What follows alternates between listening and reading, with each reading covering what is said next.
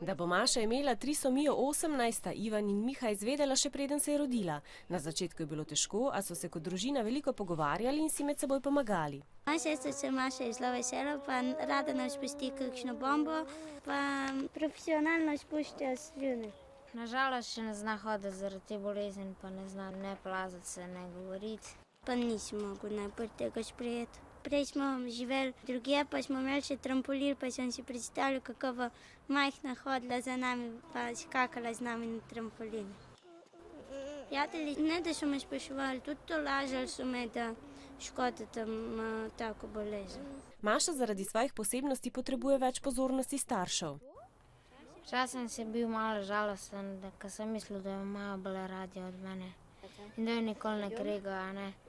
Ampak saj sem razumel, da je ona dojenček, pa je treba malo več pozornosti. Z nami se radi igram, vse kaj se mi z njo radi igramo.